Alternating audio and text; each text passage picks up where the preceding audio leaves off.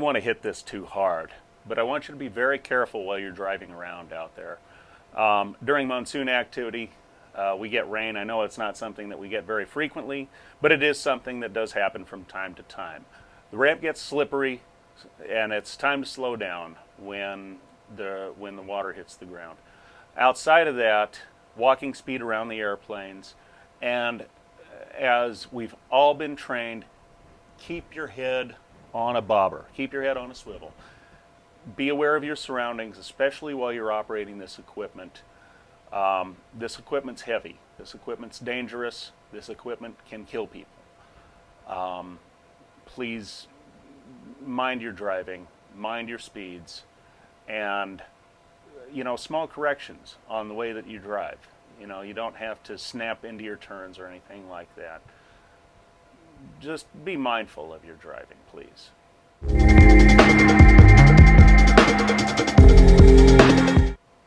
Every now and then we start talking about PPE, personal protective equipment.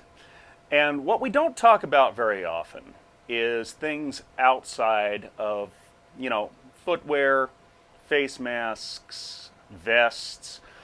One thing I want to talk about, especially this time of year, is giving yourself ample protection from both the heat and the sun. I recommend that you wear a hat while you're on the ramp. Skin cancer is no joke.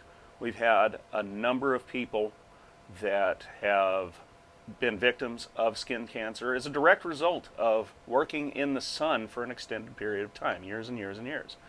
I myself employ a virtually no exposed skin policy. I wear long sleeves on the ramp. I wear long pants on the ramp. Many people continue to wear some sort of face covering, and at the very least wear a hat. Also, sunglasses. Your retinas can be damaged by bright things, so I would recommend getting a decent pair of sunglasses and wearing them all the time while you're outside, because this Arizona sun is no joke at all. And while I'm on the subject of heat, I don't know how some of you do it, but some of you manage to work out here without wearing gloves at all. We have a huge supply of gloves, a good variety of gloves. I strongly recommend that everyone wear a good pair of gloves while you're working out here, just if nothing else to protect from the heat. But there's plenty of other hazards out there, sharp hazards, crush hazards, those sorts of things that can be protected by gloves. I highly recommend that you wear gloves when you're doing this job. This is easy stuff that could protect you in the long run.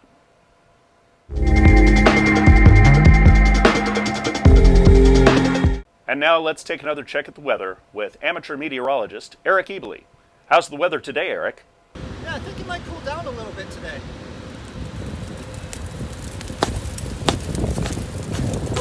Thanks, Eric.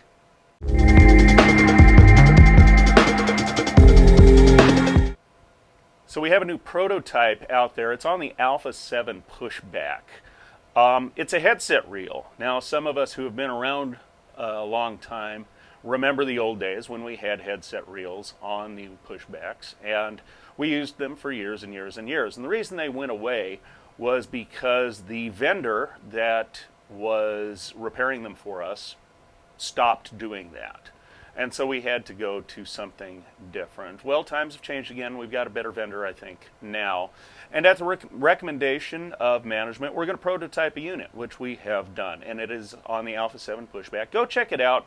The ratcheting mechanism over here is a little challenging to use. I was having a little trouble making it work, but it does retract. And one thing for those of you that have never used a reel before, very important, some of us learned this the hard way in the old days. Walk the tip of the cord back to the reel when it's retracting. Don't let it go, because somebody's going to lose an eye like that. Some of us who have been here a while are shaking our heads in recollection of what it's like to get hit in the head with a phone jack. So walk those back. Check it out if you haven't checked it out already. I'd like to get some feedback on that. If you've tried the new one, I already know about the old ones. You don't have to tell me about those. Down in the comments section down here, if you try the new one, tell me what you think about it.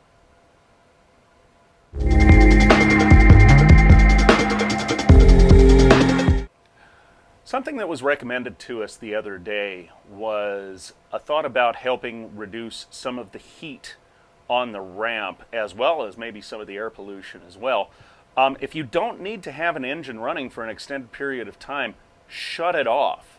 Belt loaders can be brought down away from the airplanes and shut down if you know you've got enough ground time to not need them immediately. And this goes especially true also with the power stows. Of course, as we mentioned a couple of months ago, power stow needs to be pulled away from the airplane before it's dropped and shut down. I don't like to see them in the airplane shut down, but they can be pulled away from the airplane and shut down if they're going to be out of commission for an extended period of time. If you're not going to be using them for a while, shut them off. Same goes with bag tugs, those sorts of things. If you don't need to keep them running, shut them down, help protect our air quality, get the heat down on the ramp just a little bit, just a touch. Every little bit counts. And, maybe we can all be a little bit more comfortable and maybe even get a little bit more life out of these rigs.